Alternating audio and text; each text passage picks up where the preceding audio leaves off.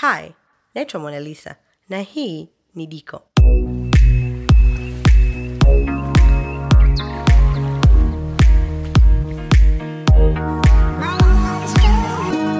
Leo katika Diko tunajifunza jinsi ya kupika mishkaki ya ng'ombe na kufundisha njia rahisi ambayo itahakikisha unapatia mishkaki yako kila siku. Tutaanza na kilo moja ya fillet ambayo nimekata vipisi vya inchi moja. Tutaweka kitunguu saumu kijiko cha kula. Kitunguu saumu nimekisaga na giligilani. Tutaweka tangawizi kijiko cha kula, nyama choma kutoka Bibi Spice kijiko cha kula, ajimoto kijiko cha chai. Tutaweka soy sauce kijiko cha kula. Tutakamulia nusu ya limao.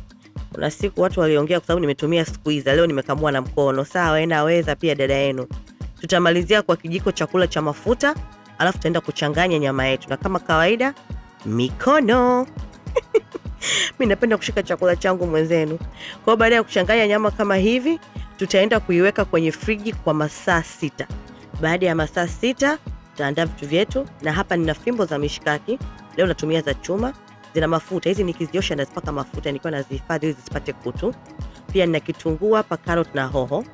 Nyama yetu sasa baada ya kutoka kwenye friji inafanana hivi. Baada ya masaa 6, viungo vimeshakolea, iko perfect tayari kwa kuchoma. Kwa tutaanza sasa kupanga mishkaki yetu. Kwanza ngoja niamshe hii nyama imekaa tu kwenye friji, ngoja nichanganye kidogo hata chini aje juu. Sawa Kama hapa tuko vizuri, tutaanza sasa na nyama piece moja kama hivi. Usiweke mpaka mwisho, kama hapo inatosha.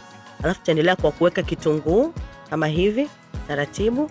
Tutaendelea na piece nyingine ya nyama kama hivyo taratibu. Mshaki wa nanili, fimbo za chuma zinasaidia kuchoma kuliko zile za nanilio za kijiti. Na maanisha ni zina ncha kali. Kwa tutaendelea hapo kwa kuweka hoho.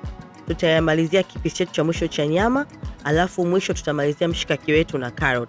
Sasa mimi kila mshikaki nimeweka pisi za nyama 3. Wewe mwenzangu kama unapenda 4 5 unavyojisikia fanya yako. Kwa kama tukimaliza hapo mshikaki wetu unaonekana hivyo, nitaenda sasa kuweka huu pembeni na kuendelea kupanga mishikaki yangu yote iliyobakia. Sawa? Sasa nataka kukumbusha kama unatumia zile fimbo za kijiti uziloweke kwa nusu saa kabla ya kuweka mishikaki. Sawa, bila hivyo usikiwa jikoni zitawaka moto. Kwa kama hapo mnavyoona tunamalizia mshikaki wetu wa mwisho. Sawa, na huu mchuzi wa chini usiomwage, weka kwenye kibakuli pembeni, una kazi yake. Kwa hiyo mshikaki wetu wa mwisho ndo kama hivyo mnavyoona huko tayari. Mishikaki yetu yote itakuwa inafanana hivi kwa pamoja. Tuko tayari kwenda kuchoma. Sasa katika kuchoma, tutachoma kwa muda mchache kwa moto mkali. Sawa Tutatumia moto wa nyuzi joto 200 na leo natumia jiko langu la kuchoma la ndani.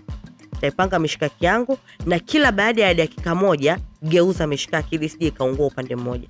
Baada ya kugeuza, ule mchuzi nilokuambia uweke pembeni, unaona ule? Unapaka kwenye mshikaki wako, shosti wangu, unaongeza ladha. Kama hivi unavyoona Sawa.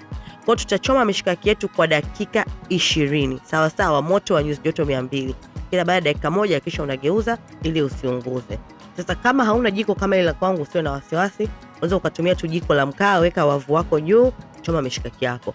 Na mishikaki tafadhali msikate midogo sana, bila hivyo itaungua na itakuwa pia kaukau. Sawa Jamaa kunikuta msifie naongea uongo ili. Sasa mimi mwenzenu hapa nageuza kwa mara ya mwisho. Nimeshachoma mishikaki yangu kwa dakika 20, imeshaiva, iko tayari. Mbona ilivyopendeza jamani? Utaenjoy sana. Kwa hiyo utaenda kuitoa na jiko nimezima. Mishikaki tayari nje imeiva, ndani bado ina unyevunyevu. Wazungu wanasema iko juicy, iko tayari kwa kuliwa. Asanteni kwa kuangalia na karibuni Diko. Usisahau kusubscribe, kufollow, kulike, comment na kushare. See you guys next time.